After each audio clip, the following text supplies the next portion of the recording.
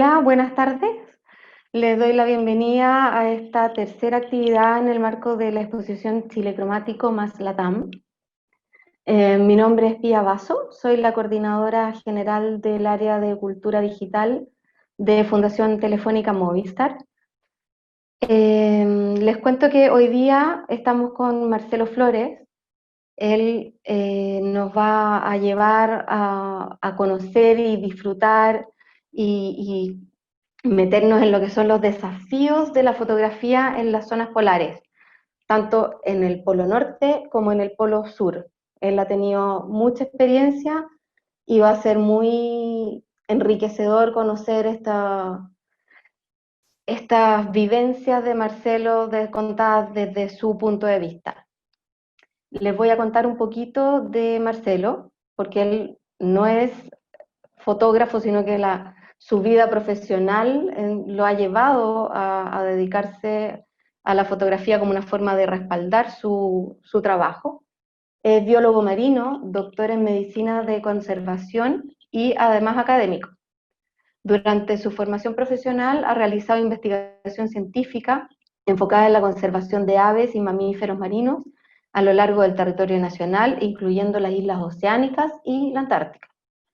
Su relación con la fotografía, como les decía, comenzó como una herramienta metodológica para el registro y estudio de especies en las expediciones científicas, y ahora se ha transformado en parte fundamental de su trabajo en la difusión y concientización sobre la biodiversidad de nuestro planeta y la necesidad de cambiar nuestra relación con el ambiente.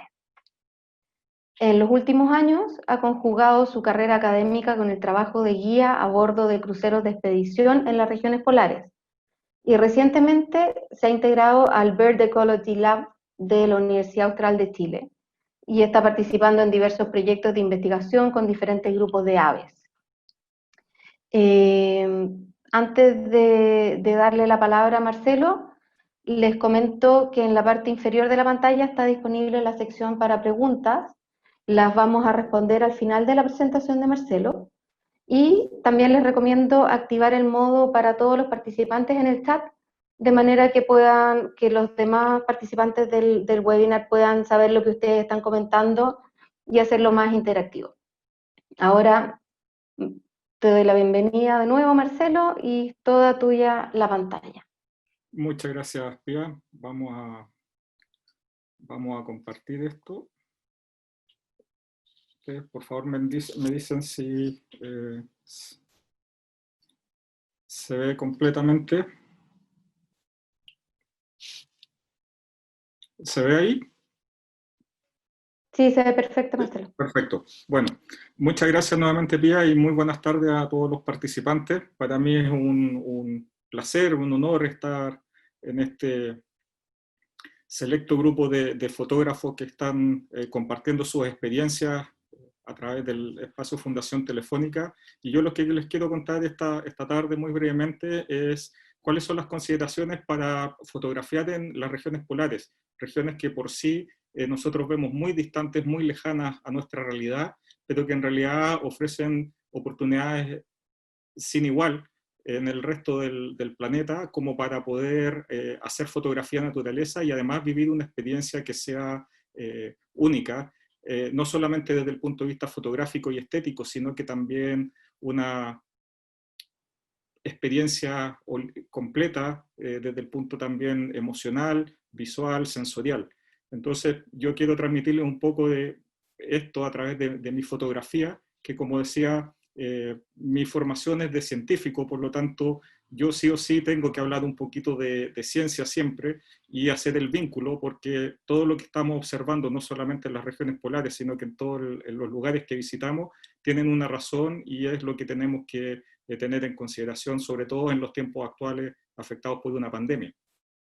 Entonces, partiendo, yo quiero conversar un poco sobre las diferencias entre el Ártico y Antártica. Muchas veces la pregunta que primero recibo siempre es ¿qué prefieres, el Ártico o la Antártica? Y la verdad es que sería injusto poder decir que prefiero uno que el otro, son ambientes totalmente distintos, ¿ya? En particular en el Ártico, por ejemplo, es una región, pero los límites geográficos están completamente inciertos y dependen de los factores y de las de los límites políticos de los países que limitan en cierta medida con el Ártico. En cambio, en Antártica nosotros tenemos un límite definido que es políticamente todo lo que está al sur del paralelo 60.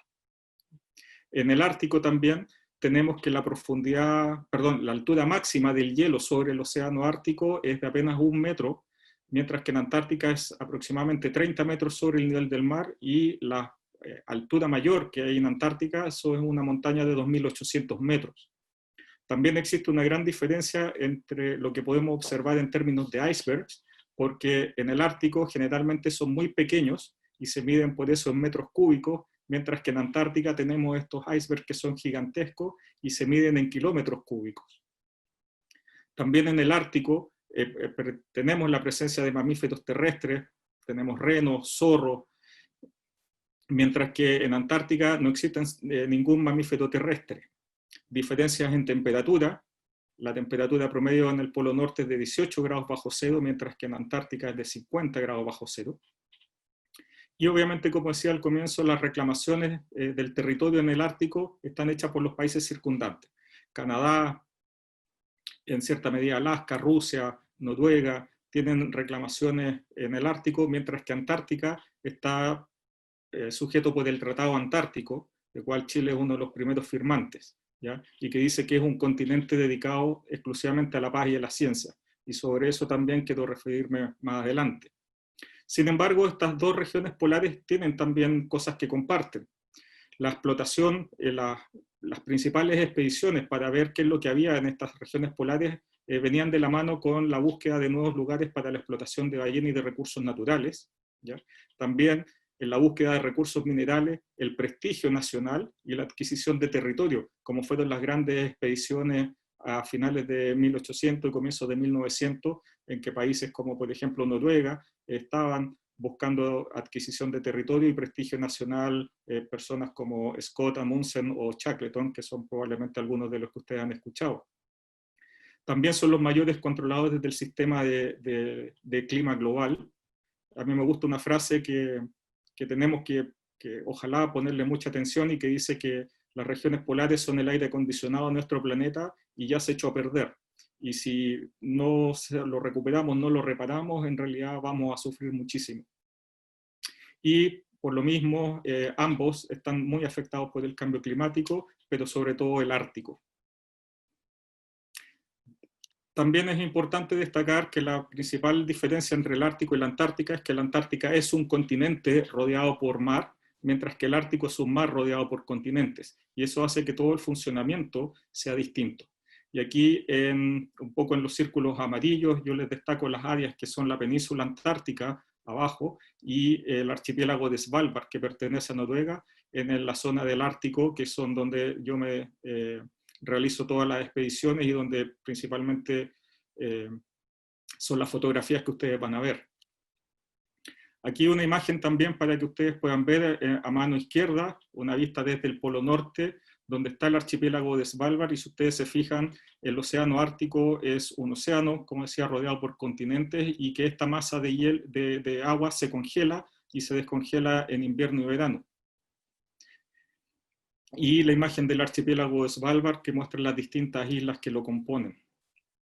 En el caso de la Antártica, el continente sobre una placa tectónica, y por supuesto a mano derecha la península antártica, que es donde se realiza prácticamente más del 90-95% del turismo que se realiza en Antártica, justamente porque esta península, al acercarse hacia la parte final de Sudamérica, es la que tiene un clima mucho más benigno y donde también se concentra la mayor cantidad de fauna, que es lo que muchas veces nos interesa para conocer estas áreas.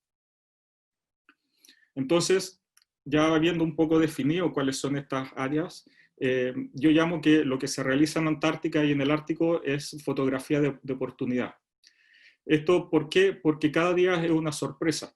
Todo depende del estado del viento, de las condiciones del mar, y si bien uno tiene planes, ¿ya? Plan A, plan B, generalmente por las condiciones locales uno termina haciendo un plan Z520, ¿ya? Por lo tanto, uno siempre tiene que estar pendiente y aprovechar de reconocer y aprovechar estas oportunidades que se van dando para hacer fotografía. Evidentemente, como en toda la fotografía de naturaleza, uno tiene que tener muchísima paciencia, ser muy adaptable a las condiciones cambiantes y mucha tolerancia a la frustración. Las fotos que vemos aquí a la derecha son de Paul Nicklin, ¿ya? Uno de los fotógrafos más reconocidos justamente por fotografía de las regiones polares. Sin embargo, este tipo de fotografía implica que ellos van en expediciones únicas exclusivamente a hacer fotografía y video y pasan semanas o meses en los mismos lugares. Por lo tanto, pretender que uno va a obtener este tipo de imágenes en un viaje relativamente corto no es una buena idea, y por eso que uno tiene que aprender a tolerar la frustración y saber efectivamente qué es lo que puede lograr y qué no.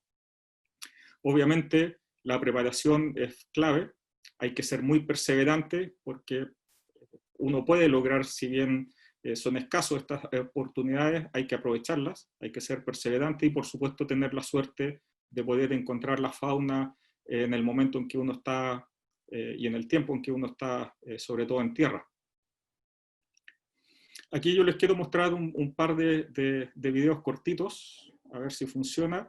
Este es para mostrarles lo que se llaman los vientos catabáticos, que son fenómenos muy locales donde el viento puede alcanzar más de 180 200 kilómetros por hora y se demoran en aparecer aproximadamente 10 a 15 minutos. Por lo tanto, eso significa que las condiciones pueden cambiar muy rápido y todos los planes se pueden ir literalmente por la borda o se pueden volar.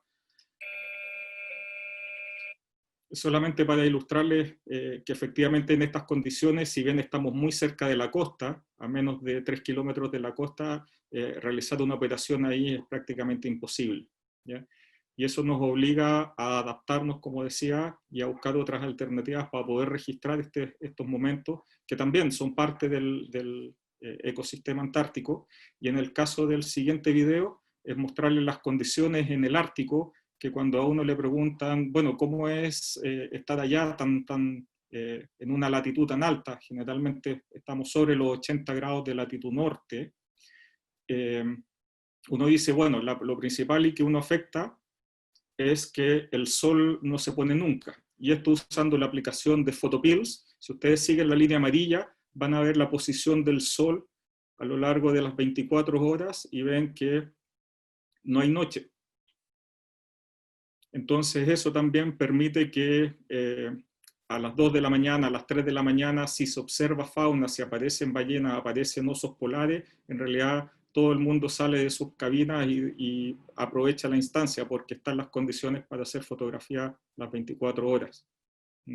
Por supuesto, eso tiene un aspecto negativo, y es que la gente que quiere ver aurora boreal o las luces del norte, evidentemente no puede hacerlo durante el verano porque hay 24 horas de luz. En cuanto a la preparación del equipo, es muy importante conocer el equipo que uno va a llevar, ¿ya? Hay una vieja frase que a mí me gusta mucho que dice que cuando uno va a correr una maratón no usa zapatillas nuevas, sino que usa las viejas, las que ya tiene uno adaptadas a la forma del pie, porque si no lo va a pasar mal. En el caso de estas regiones es indispensable que cada persona que lleve el equipo que sea lo conozca muy bien y que incluso si está recientemente adquirido, pensar en tomar algunas clases para poder aprovecharlo al máximo, ¿ya?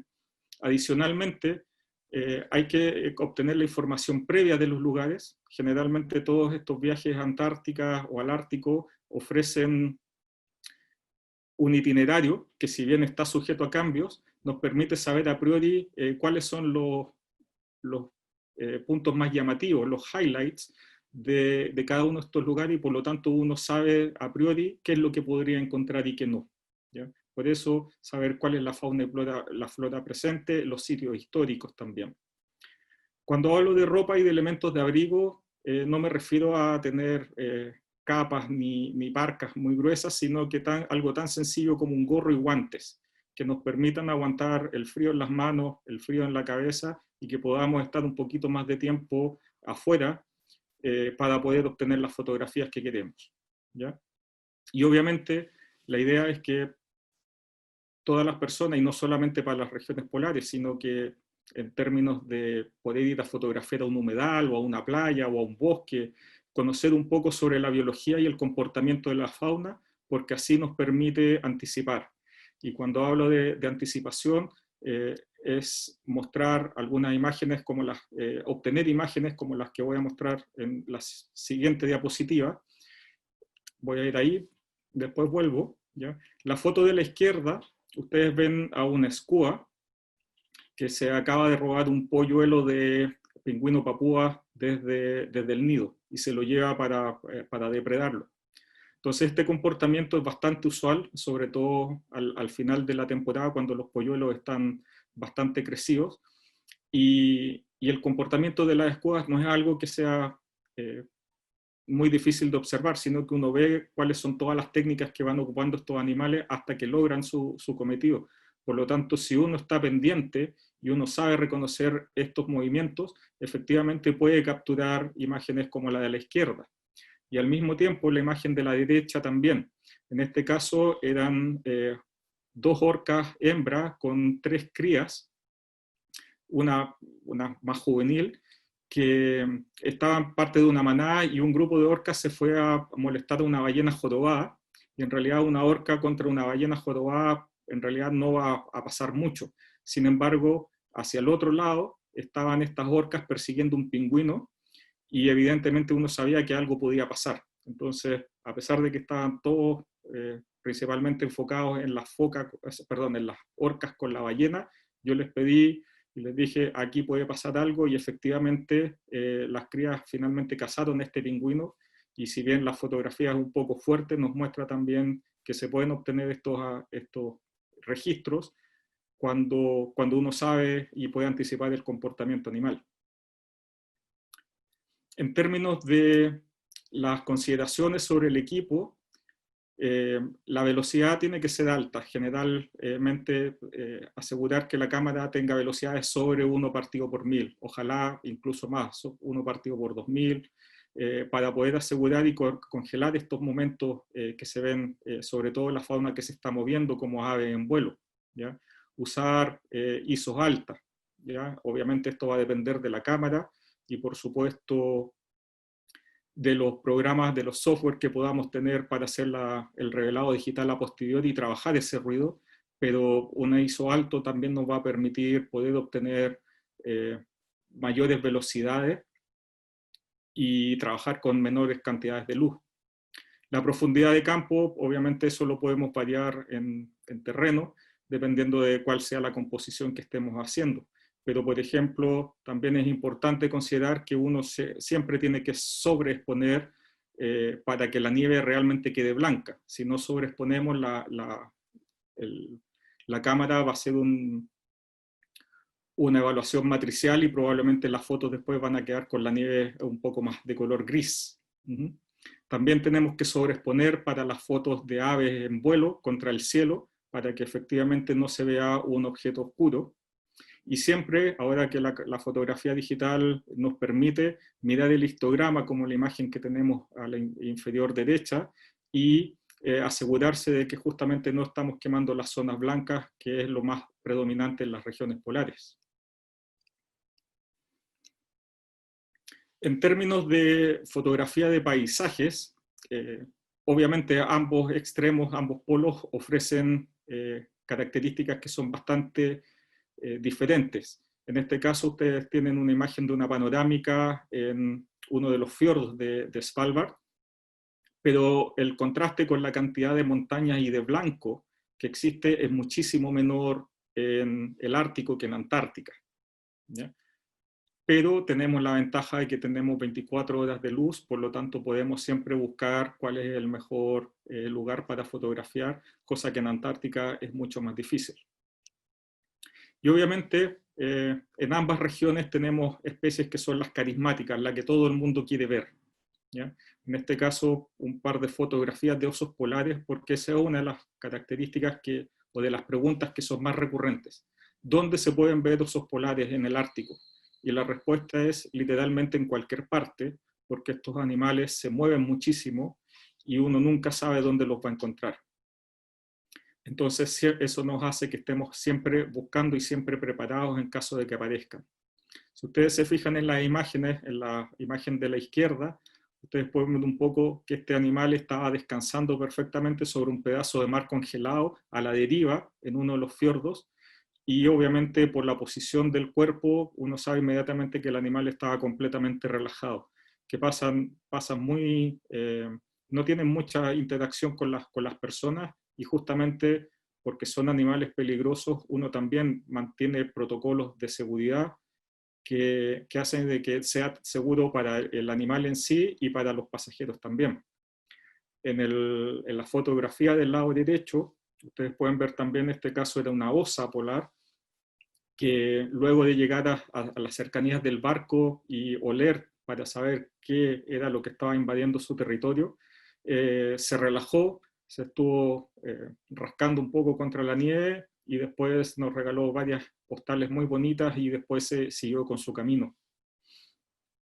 Pero con esto también quiero indicar que si bien todos queremos ver osos polares y es una experiencia que a todos los que nos gusta la fauna, realmente es algo que a uno probablemente le cambia la forma de percepción de la vida de aquí en adelante, a mí me parece que pasa con muchas especies carismáticas en que nos enfocamos tanto en encontrar y en fotografiar estas especies que nos perdemos mucho de lo que hay alrededor.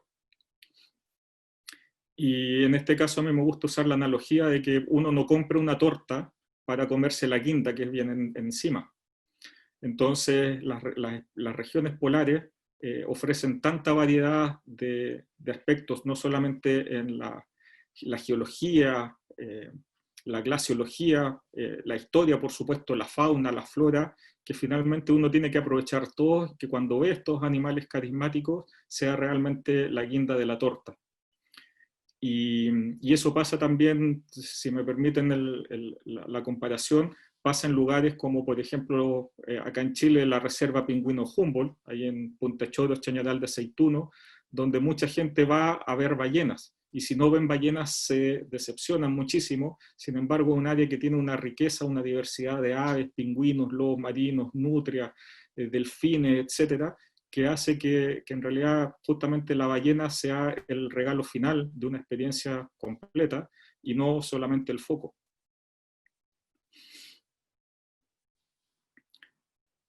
La gracia de los cruceros también, que permiten ir a explorar estas áreas, no solamente es ofrecer la logística y obviamente las comodidades hoteleras y de alimentación, sino que también van muchos especialistas a bordo de diversos temas.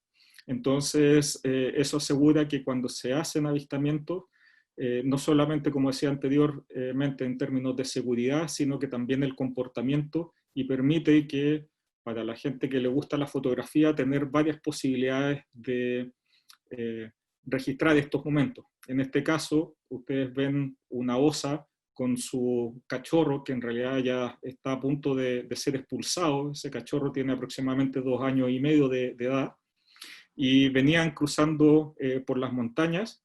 Nosotros andábamos en los botes Zodiac, que son los que utilizamos para las expediciones, y mantenemos siempre una distancia mínima, pero de acuerdo al comportamiento del animal uno se puede ir acercando hasta que se puedan obtener fotos como esta. Entonces partimos estando a aproximadamente 300 metros de distancia de los osos y terminamos estando a prácticamente 40 metros de ellos. Entonces la paciencia y haciendo las cosas bien está la posibilidad de hacer la fotografía. Y por eso que hay que ser perseverante y también estar preparado y tener mucha paciencia. Otra especie que es muy carismática también y que afortunadamente es muy fácil de observar y que son muy cautivantes son las morsas. Estos animales despiertan muchísimos sentimientos en las personas. Algunos lo encuentran un animal muy raro, medio grotesco, otra gente le encantan, lo encuentra fascinante, y en realidad estar cerca de estos animales también a uno le hace ver las cosas de distinta manera. Y también paciencia, buscando la posibilidad de ver el comportamiento y de esperar la luz, de esperar la posición indicada para poder hacer buenas fotografías. También hay que tener en consideración que, a diferencia de Antártica, en el Ártico tenemos la presencia del oso polar. Por lo tanto, es un depredador que es bastante peligroso. Para hacerles una idea, un oso polar puede correr 100 metros en 7 segundos. Eso es más rápido que Usain Bolt. Por lo tanto, los protocolos hacen que, por ejemplo, uno no se pueda acostar en el suelo o no puede utilizar ropa de camuflaje para poder acercarse a la fauna, sino que siempre estar en lugares que están controlados y con perímetros de seguridad. Pero aún así, insisto, teniendo la paciencia y conociendo un poco el comportamiento de estos animales, uno puede lograr fotos que nos dan mucho más allá de la especie, sino que también nos muestran comportamiento. En este caso son dos machos subadultos, todavía no alcanzan el tamaño final del adulto, y que estaban practicando justamente la defensa de territorio y estaban atacándose justamente con los colmillos y con las aletas pectorales.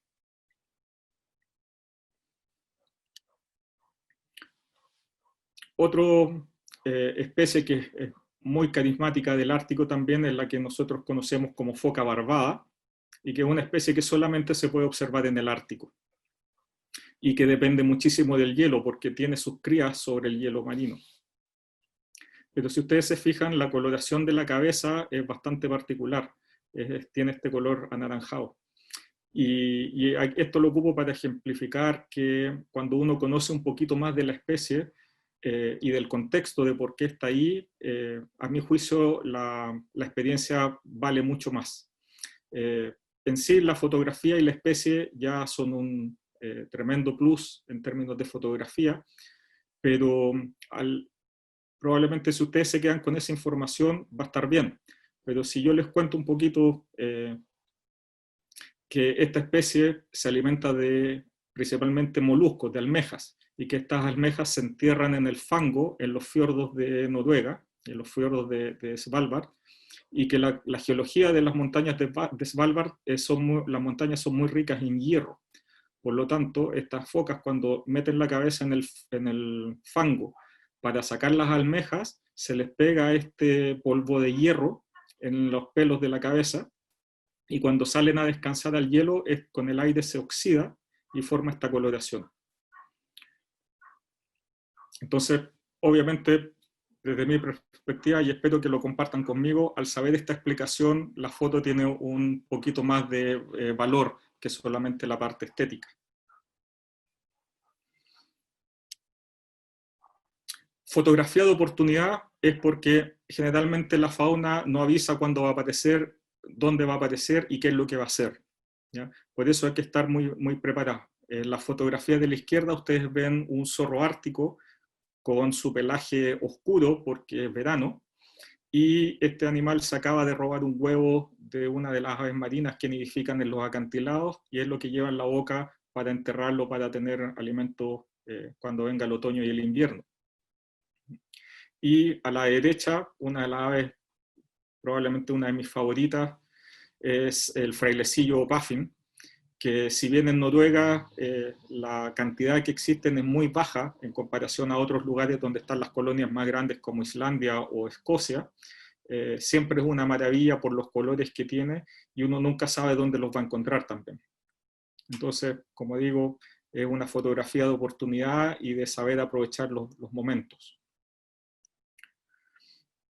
Aparecen también en distintas épocas del verano las crías de los zorros. En este caso son dos crías que eran hermanos, pero tenían distinto pelaje, porque uno es, el de la derecha, el más oscuro, es un morfo diferente, es un morfo oscuro, y que también son bastante raros de observar.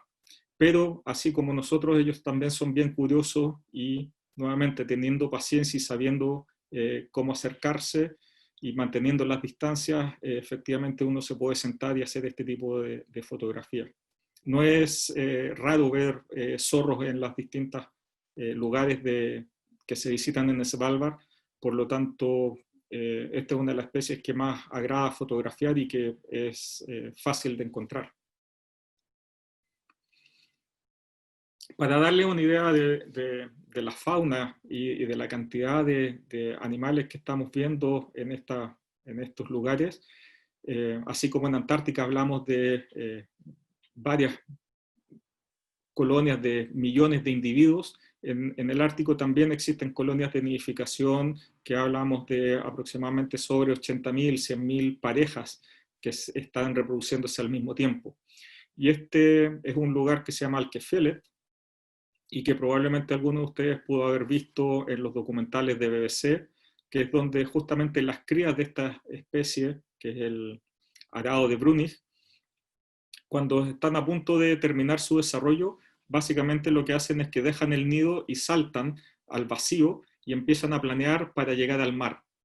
Muchas de estas crías no lo logran, chocan en la tierra y son depredadas por los zorros y también por los osos polares, pero muchas de ellas sí lo logran, y aquí viene una de las partes más, que a mi juicio son más entretenidas, nuevamente por mi formación o de formación profesional y porque me encantan las aves, es que toda la crianza del polluelo hasta que puede volar y aprende a alimentarse y a bucear, lo hace el padre.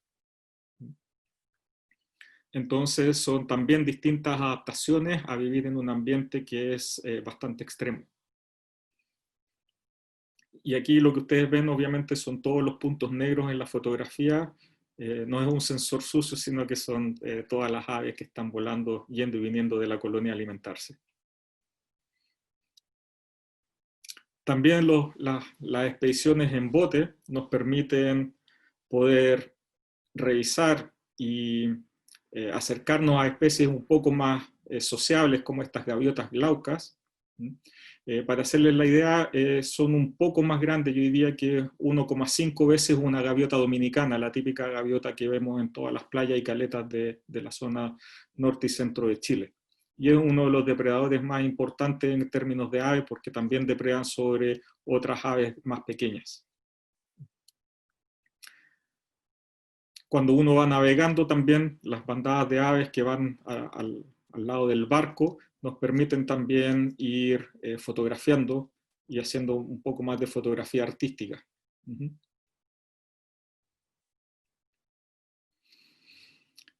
Y también uno va aprendiendo cosas diferentes, como por ejemplo que esta especie, que es el mérgulo ártico o el alca pequeña, que esta especie, que es un pajarito muy pequeño, haciendo la asociación, es como la mitad de un zorzal, y se alimenta buceando y se alimenta de la misma forma que una ballena.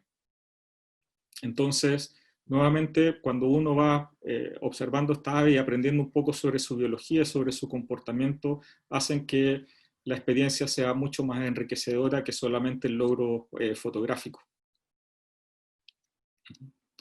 Y con este gavitín ártico, ¿ya?, que es una de las especies que realiza las migraciones más largas, porque justamente nidifica en el Ártico, pero se va a alimentar durante el invierno en el hemisferio norte, se va a alimentar Antártica. Nos movemos un poco hacia el sur y empezamos con lo que uno puede encontrar en Antártica, y particularmente las albatros y las aves marinas pelágicas en el Paso Drake es, yo diría que el mejor lugar para poder fotografiar aves marinas, ¿ya? Mucha gente le tiene mucho miedo al Paso de Drake, pero en realidad es parte de la experiencia que uno tiene que vivir cuando va a Antártica, y aunque sea un cruce muy malo y que realmente uno lo pase muy mal, ya el hecho de vivir esa experiencia es algo que uno finalmente, probablemente a posteriori, va a decir que realmente valió la pena. Y también cuando conocemos sobre las especies y conocemos cómo se desplazan, podemos aumentar la probabilidad de tener éxito con la fotografía. Este esquema es solamente para ilustrarles cómo vuela un albatros, ¿ya? Y que generalmente cuando llegan al ápice, a la parte más alta donde ganan altitud, no sé si se alcanza a ver el cursor, pero en esta parte es cuando los animales prácticamente quedan suspendidos en el aire. Tratar de fotografiarlo cuando van en corriente ascendente o en corriente descendente, va ganando velocidad, va a ser muy difícil, y lo más probable es que las fotos no salgan todas corridas. Pero si lo enfocamos y lo vemos cuando está en estas áreas, ya espero que lo estén viendo con el cursor, es cuando efectivamente los animales se quedan quietos y uno efectivamente puede hacer la fotografía, ¿ya? Entonces, nuevamente, para la fotografía de fauna, y aprovechando que estos encuentros también son bastante escasos, es que hay que tener en consideración esto para poder lograr retratar estas especies únicas de los mares australes y de la Antártica, ¿ya? Una de las preguntas que también a mí siempre me hacen es ¿por qué vuelves a Antártica una y otra vez? ¿Ya? Y a mí me gusta usar esta frase de uno de los expedicionarios que acompañó a Shackleton, que dice que una vez que has estado en el blanco desconocido, no puedes escapar del llamado de las pequeñas voces. Y en realidad cuando uno está en Antártica, uno se da cuenta que todo el tiempo hay distintos ruidos. Uno escucha los pingüinos, escucha el quiebre de los glaciares, escucha el viento, prácticamente no hay silencio. Y eso es lo que a uno lo atrae y que efectivamente uno es lo que echa de menos, sobre todo en estos momentos en que tenemos que estar encerrados.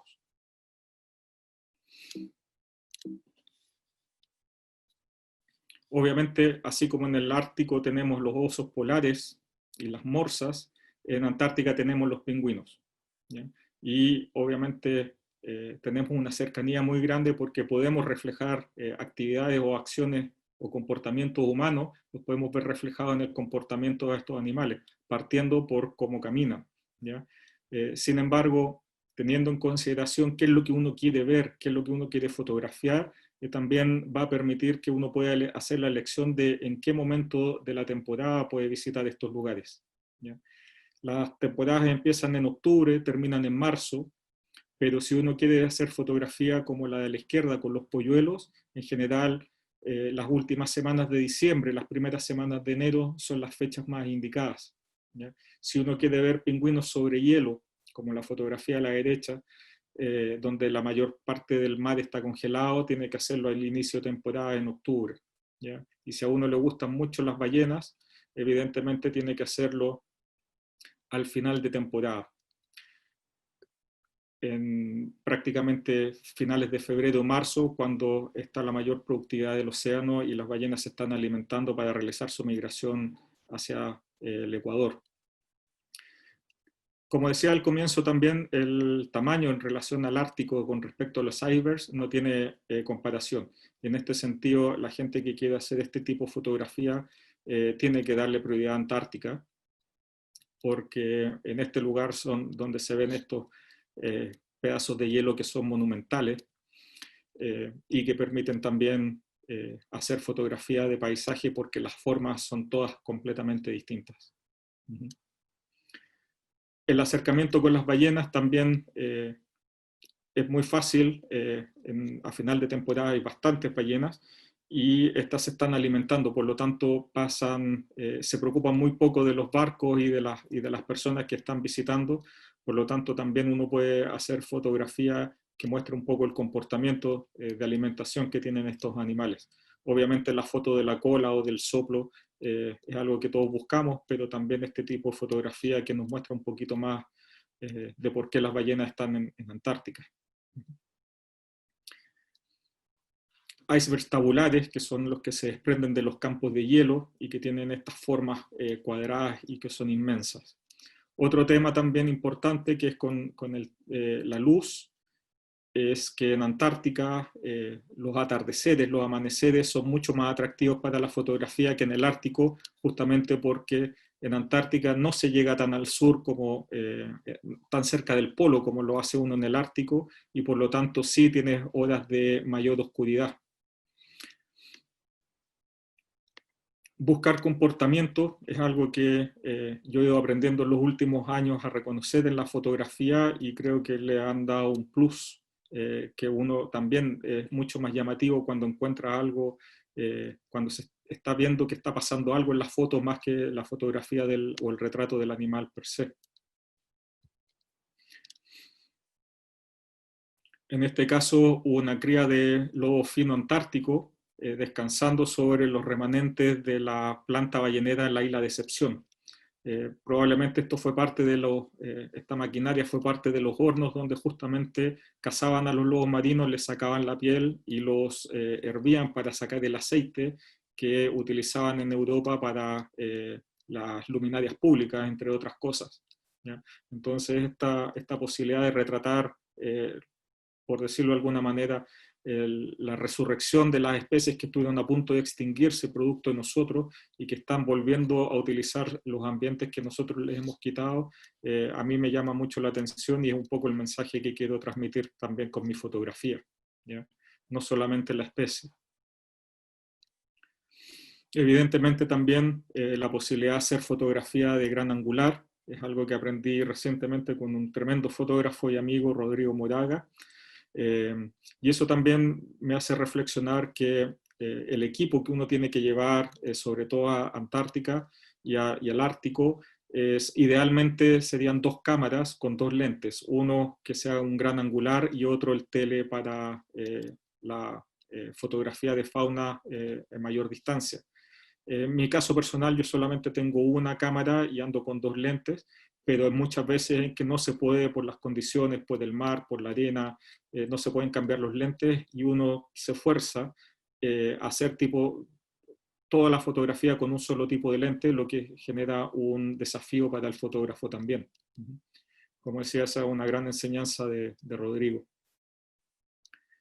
También regala momentos en que uno no espera. En este caso fue una superluna en Antártica y los colores nos muestran que realmente los paisajes son sobrecogedores. Entonces, nuevamente, vivirlo, sentirlo, olerlo y verlo realmente hacen que sea una experiencia completa. La historia también es muy importante, sobre todo en Antártica. Podemos encontrarnos con distintas bases que tuvieron distintas funciones. Entre ellas, por ejemplo, hay una que fue donde se descubrió el hoyo de la capa de ozono. Y también la historia. Probablemente todos han escuchado hablar de Shackleton. Ahí a la derecha ustedes pueden ver la tumba en South Georgia. Pero a la izquierda está un monolito en la isla Elefantes del piloto Pardo. Probablemente todos sabemos qué es lo que pasó el 21 de mayo de 1879. Pero no sabemos, o mucha gente no sabe qué es lo que pasó el 30 de mayo de 1910, el 30 de agosto, perdón, de 1916. ¿Ya? Y con esto quiero decir que Chile tiene una historia antártica muy bonita. Tenemos una historia de ocupación, de salvataje, de utilización de Antártica, pero que está muy desconocida y que hazañas como la del piloto Pardo pasan desapercibidas, ¿ya? Y eso es algo que desde mi perspectiva tenemos que empezar a relevar de mejor manera.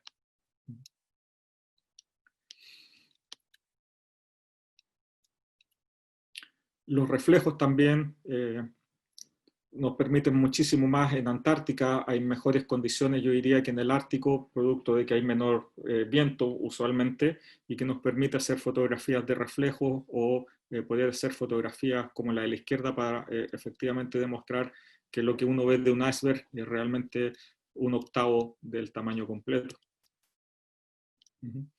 Y con esta imagen me quedo... voy a finalizar diciendo que, citando a otro gran expedicionario francés de Antártica que dice: ¿por qué sentimos esta extraña atracción hacia las regiones polares? Un sentimiento tan poderoso y duradero que cuando regresamos a casa olvidamos los sufrimientos mentales y físicos y no queremos sino volver a ellos. Y es como decía, lo que pasa es que no importa cuánto frío uno sienta, no importa cuánto mareo uno pase navegando el mar de Drake, lo que uno ve tanto en las regiones polares, en Antártica como en el Ártico, realmente hace que valga la pena y que uno siempre quiera volver. Con esta imagen también me gustaría terminar una reflexión, y es las áreas polares son fundamentales en nuestro clima, en cómo estamos nosotros relacionándonos con el planeta.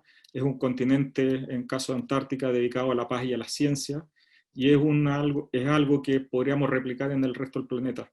Las situaciones de encierro que estamos ahora, producto de la pandemia, probablemente van a seguir pasando si no cambiamos la forma en que nos relacionamos con nuestro ambiente. Entonces, a través de la fotografía, ese también es el mensaje que trato o que intento transmitir, y es que tenemos que reconectarnos con la naturaleza y aprender a protegerla y hacer un uso correcto de ella, porque de lo contrario, el panorama no es auspicioso. Así que les agradezco su atención y estoy abierto a algunas preguntas Sí, si existen. gracias Gracias. Marcelo. Tremenda experiencia y poder ver los dos extremos.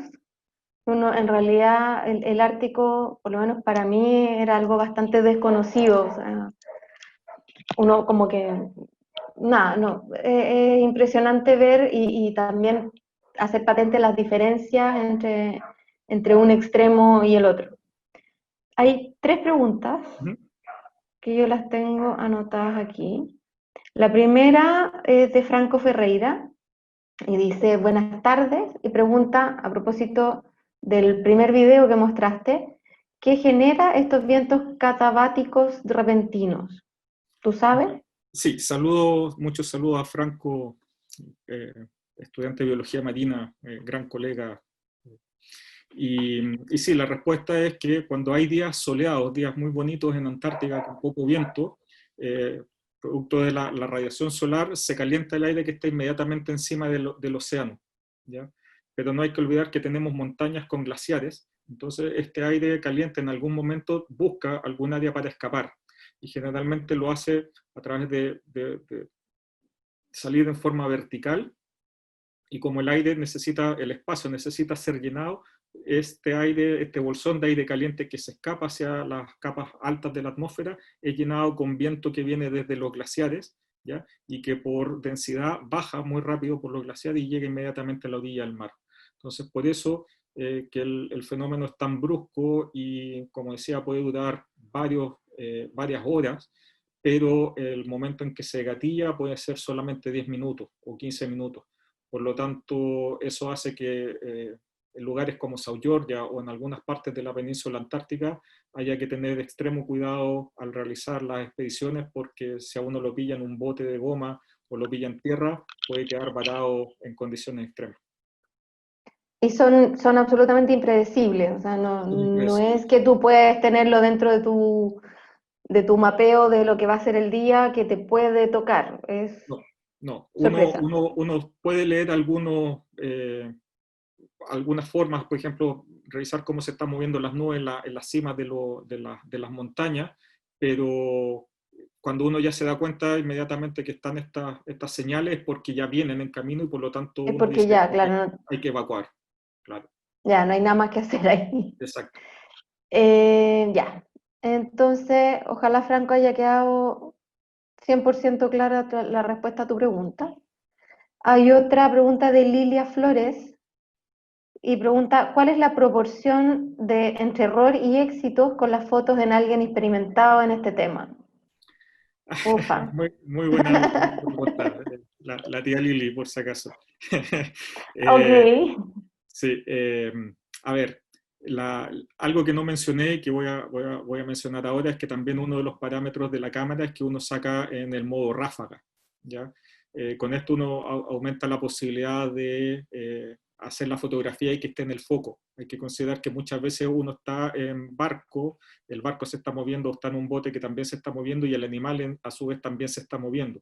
Entonces de esta manera uno asegura que puede fotografiar y que alguna de ellas va a salir en foco. Pero yo diría que probablemente, siendo completamente honesto, probablemente una de cada 30 fotos es la que queda. Esa sería eh, la relación. Sí, Y pues, en porque general, además que perdón, sí, y además que ahora con las cámaras nuevas uno puede sacar 3.000, 4.000 fotos en una hora, en 2 horas. Entonces, también eso hace que uno piense mucho en la fotografía, porque si no, a la vuelta uno puede llegar con 20.000, 30.000 fotos fácilmente, sobre todo después de un par de meses allá, y después viene el trabajo de seleccionarlas. claro, Pero el error en sí son muchos intentos y son muchas fotografías que van derecho a la papelera de a la reciclaje. papelera. Sí, Sí, claro, porque lo que iba a comentar cuando te interrumpí recién, es que aparte que se esté moviendo el barco, se esté moviendo el bote, se esté moviendo el animal, en estas zonas también tiene mucho viento. sí. Entonces eso también afecta la estabilidad de la cámara. Sí, Ah, sí, no, de todas maneras, muchos de los lentes que se utilizan tienen estabilizador de imagen, y que es un tremendo plus.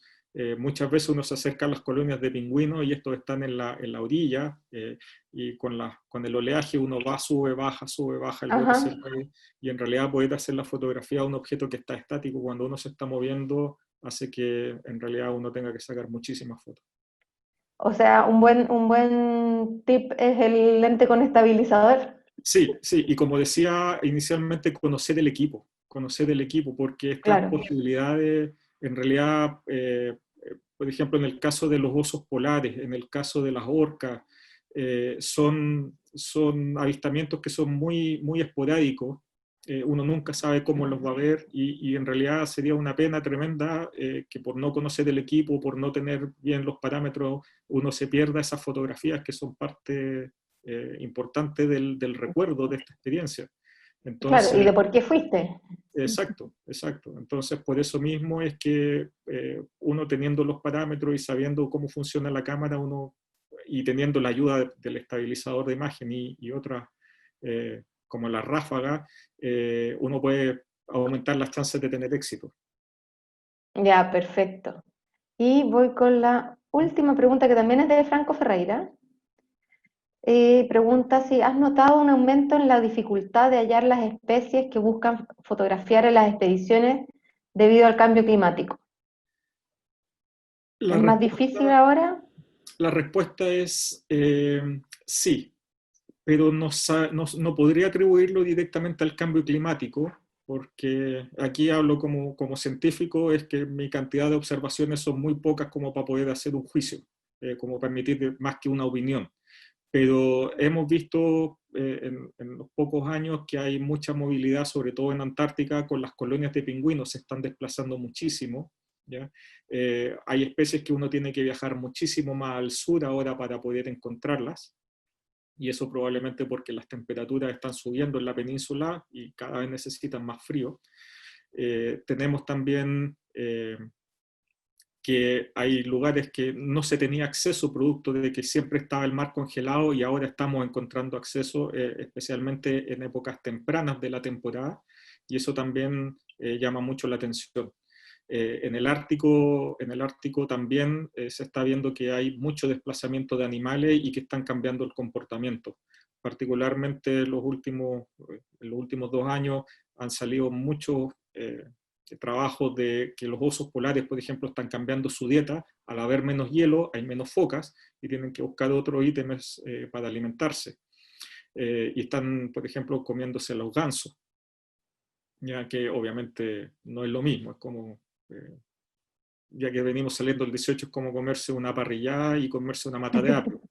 En términos de cantidad de calorías, es insignificante. Y en las últimas semanas también hemos tenido noticias desde Noruega, que justamente han habido interacciones de osos polares que han matado turistas y osos polares que han muerto justamente producto de las interacciones con personas. Ya, Entonces eso también... aparecieron más preguntas. Ya. Tenemos unos minutitos más. Marisol Acevedo pregunta, ¿cómo seleccionas una foto o una toma? En general, mi rol en Antártica, yo voy, digamos, como guía, por lo tanto tengo distintas labores, preocuparme de responder las preguntas de los pasajeros, de mantener las distancias, de fijar las rutas que vamos a caminar, de manejar los Zodiac, por lo tanto, la posibilidad de sacar la cámara son contadas. Entonces, mientras voy haciendo la otra trabajo, voy, digamos, imaginando, voy armando la fotografía en la cabeza, y cuando tengo la oportunidad solamente obturo. Pero nuevamente ahí hago uso de la ventaja que tengo de poder reconocer el comportamiento de los animales y poder anticiparme un poquito a lo que va a Claro, pasar.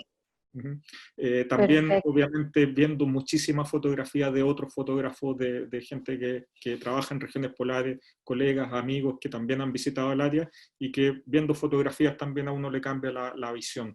Entonces después uno trata de replicar y hacer ese tipo de fotografía.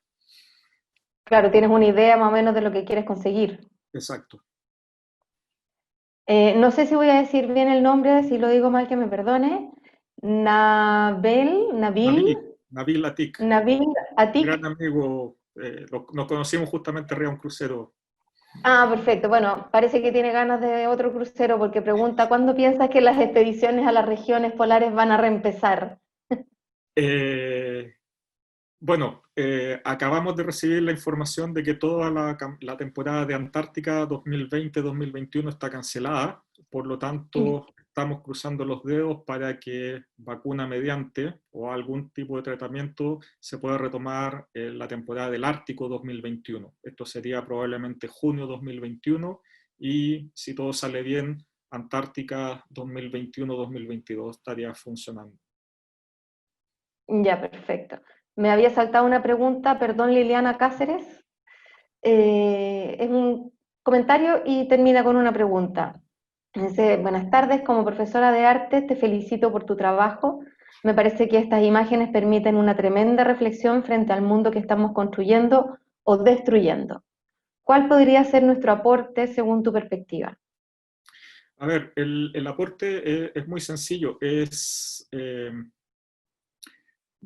como el mensaje que decía adelante, de poder empezar a reconectarnos de nuevo con nuestro entorno, no necesariamente con las regiones polares o lo que pasa en el Amazonas, sino que lo que pasa en el parque que tenemos cerca de la casa, en un humedal que esté cerca, en la desembocadura del río, en la playa, donde sea, empezar a reconectarnos. Probablemente todos, en mayor o menor medida, recordamos que nuestros padres o abuelos o bisabuelos miraban el cielo y decían, mañana va a llover. Y tenían una conexión con la naturaleza que les permitía poder entender cómo estaba funcionando, cuándo iba a llegar la primavera, cuándo empezaban los fríos, porque ellos ya conocían, sabían reconocer ciertos aspectos de la vida cotidiana en ciudad incluso.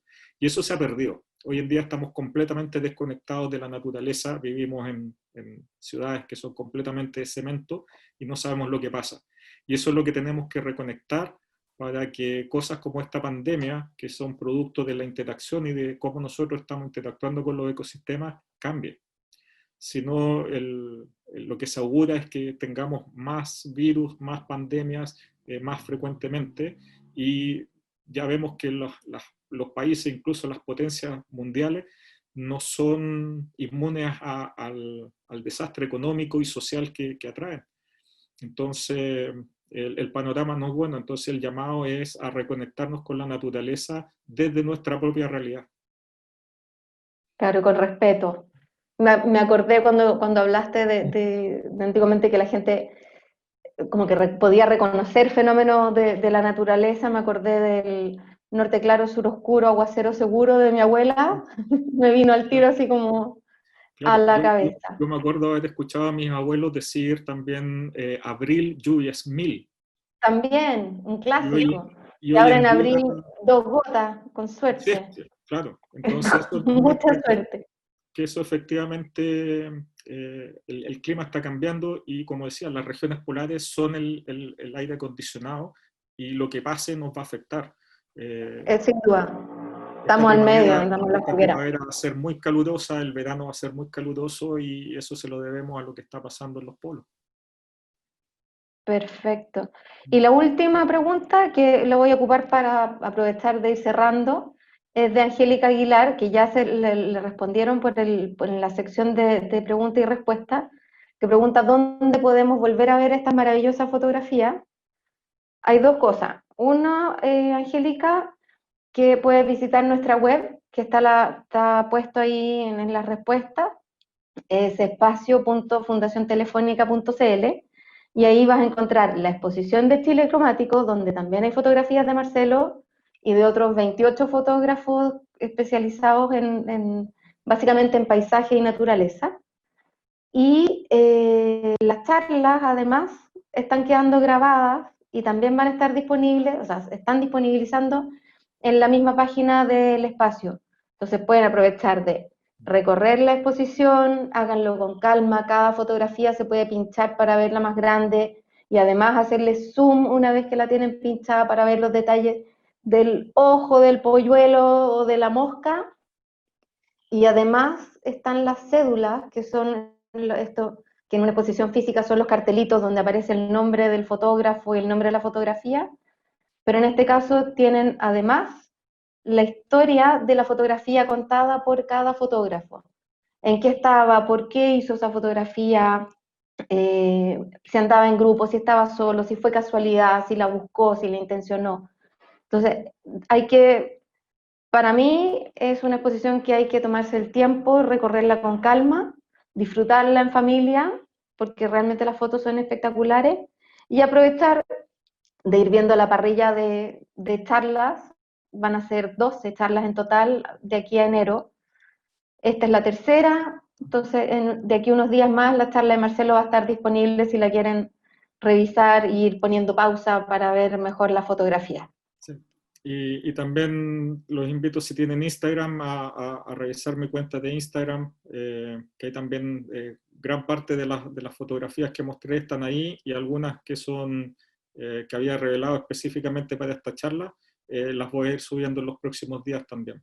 Y vienen también más fotografías, no solamente las regiones polares, sino que varias sorpresas que he ido encontrando, porque con este tiempo de encierro uno tiene posibilidad de ir a revisar los discos duros y ver fotografías antiguas que estaban guardadas. Claro, y encontrarte con las que se salvaron de la papelera. Exactamente. Bueno, de nuevo agradecerte, Marcelo, por compartir la experiencia, por enseñarnos un montón y sacarnos un poco de la ignorancia que uno tiene acerca o sea, yo personalmente acerca del Ártico. De la Antártica tenía bastante más cercanía. Y antes de terminar, que ya estamos en la hora, los quiero dejar invitados a la próxima charla. Va a ser el 8 de octubre y vamos a estar hablando de una cosa bastante más, como bien práctica, que es en el fondo cómo conseguir tu propio sello en fotografía, conseguir que tus fotografías tengan el sello y sea reconocible como fotógrafo. Para eso vamos a estar con Pablo Wilson. Sí, excelente, excelente. Eso es el 8 de octubre a las 5:30. Creo que Completamente. apareció una última, a ver si hay un rezagado con las preguntas. Ah, no, Marisol Acevedo que dice gracias. Yo también digo gracias, gracias a los que se conectaron por habernos acompañado. Gracias, Marcelo, y nos vemos en 2 semanas más. Muchas gracias, Pía. Un gran saludo a todos y muchas gracias por asistir a esta presentación. Así que espero que tengan un bonito fin de semana y ojalá nuevamente pronto a la naturaleza. Ojalá. Muchas gracias. Muchas gracias. Chao. Chao, chao.